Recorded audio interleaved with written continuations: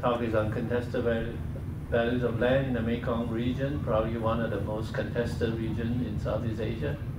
Go ahead. Thank you. So nice to meet you all today.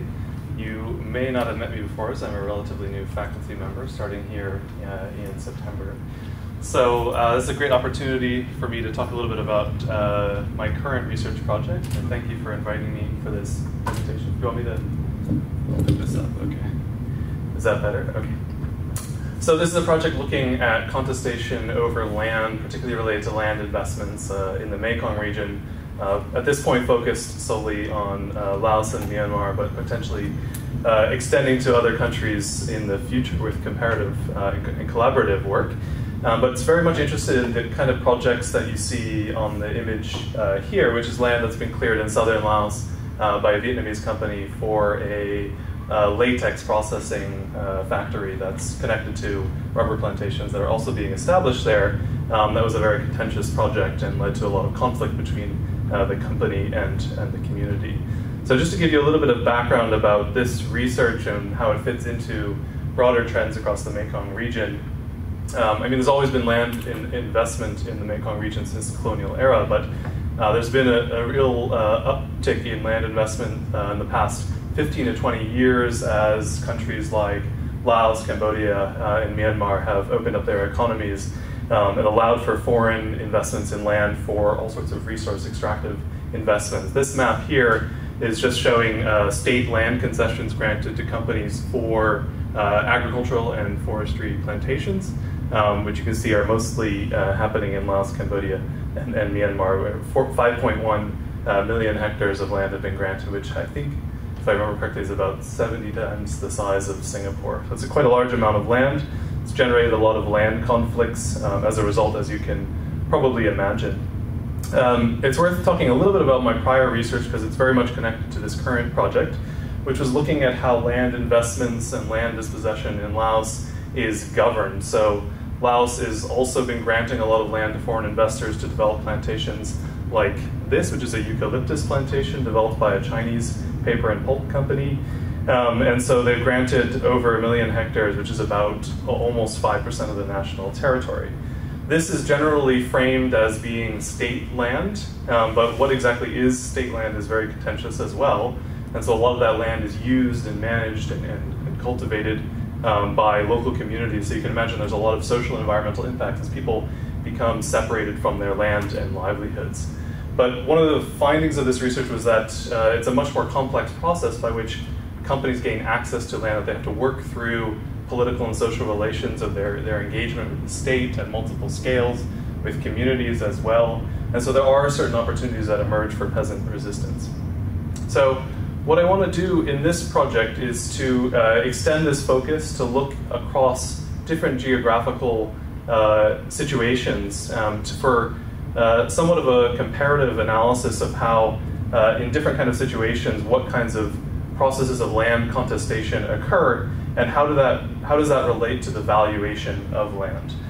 So it's very much focused on the many different ways in which land is valued. So this is not just about economic valuation of land, but also other types of valuations of land, of local and indigenous values that are not purely economic, that are cultural and spiritual and social, and how those end up clashing with investments in land, which primarily see the economic value of it. That also connects with political valuation of land, the ways in which the kinds of values that states put on land and how that shapes the particular political economy of investment in it.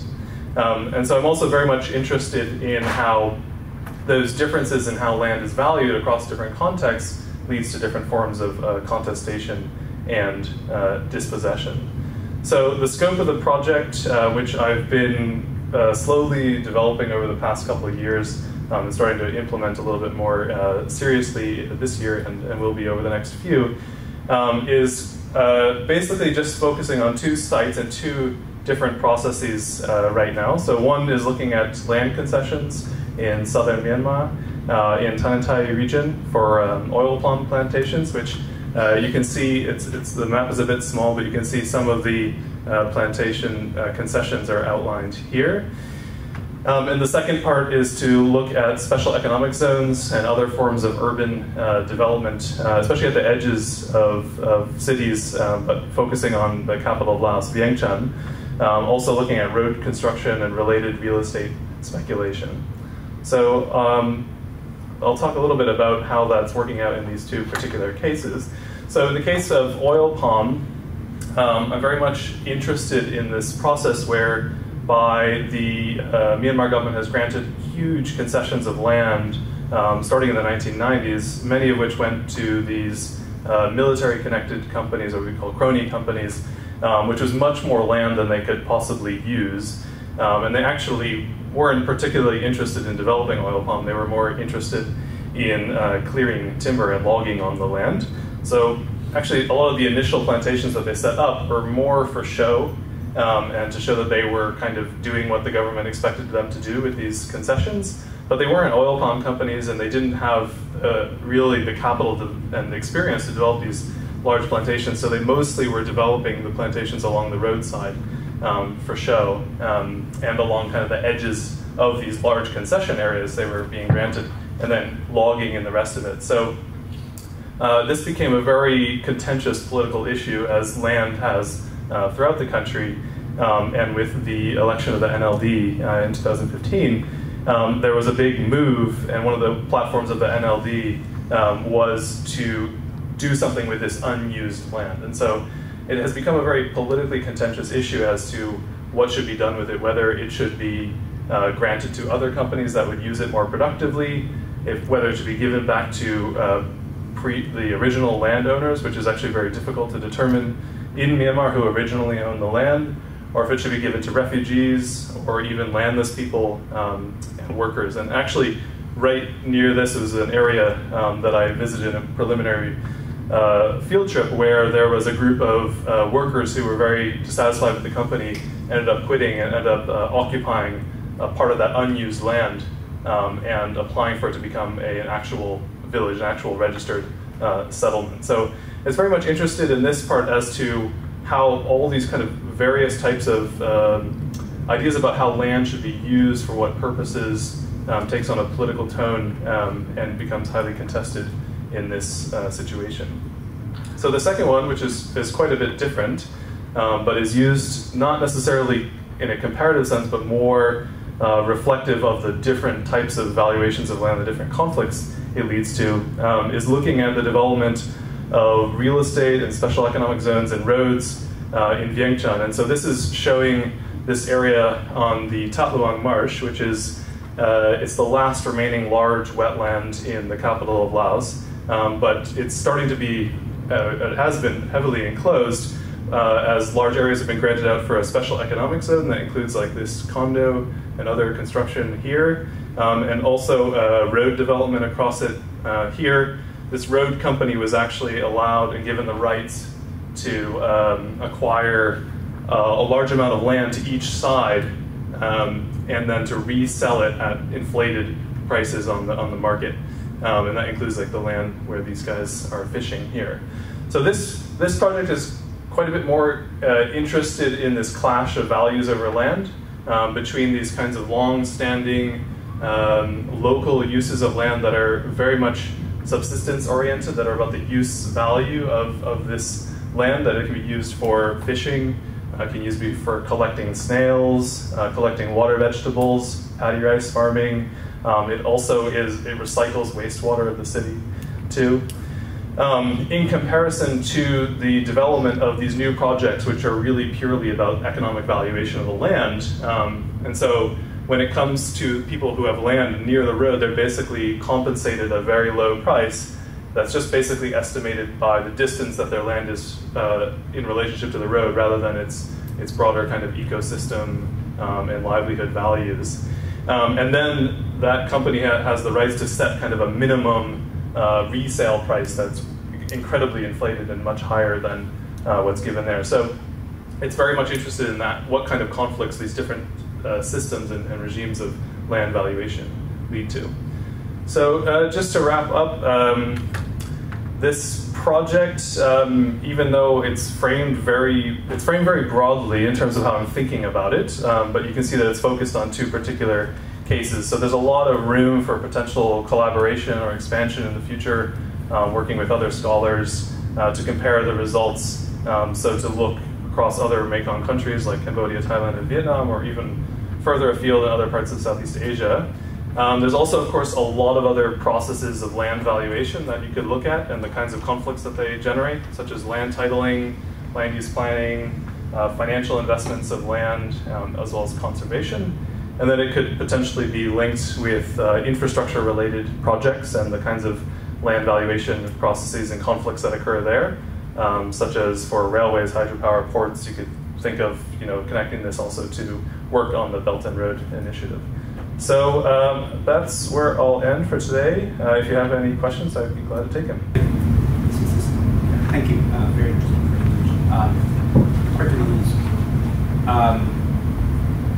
So you have case studies about conflicts between the government and the local communities in terms of land concession conflicts going on in Laos right now? Yeah, these are very much involve conflicts between government and community. So obviously, I mean, the three kind of major actors, if you were to spell it out simply, the government is private investors and communities that are using the land. It's of course, it's very interesting at least in the Lao context where because of the political context, to kind of engage in a conflict with the state is a very dangerous proposition. So a lot of any kind of resistance or contestation and anger is directed towards the company, and an appeal is made to the state. So the government kind of inevitably, because of the power that they have in this situation, plays more of a mediating role here. Yeah. In the Myanmar case, it's a lot more complicated because this is also happening in areas that have been active conflict zones in the past. We have a lot of ethnic tensions as well, and so anti-state sentiment is a lot more explicit there. Thanks. Can I speak? In the case of Laos, as a socialist state, the state owns all the land. It's not quite that way, so it's a little bit of a misconception. That in reality, the state has strong control over the land, but if you actually look at the legal language, it's that the national community owns the land, so all the people own the land, right, but that it's managed by the state. But it doesn't explicitly say that the state owns all the land. So actually what happens is when you have state land concessions, there actually is a process by which it's determined what actually is state land. So for example, when it comes to individually used land, there is a claim that people can make that is their private land, that it's not state land, as is a concession of state land. So meaning, I mean, where there is already established settlement, the locals can make the claim as the people. Right. But the land that are so-called unencumbered would be controlled by the state. Right, so the lands that end up getting targeted are those that are framed as unused, or in other contexts, which would be called, like in Myanmar, would be called wastelands. Right. And so that's oftentimes ends up being communal land, or land that's within a shifting cultivation system that is under use in that year. But land that is very clearly under productive use is usually exempted from that because it's understood to be land that belongs to people. Not always, but there is a claim that communities can make in that case.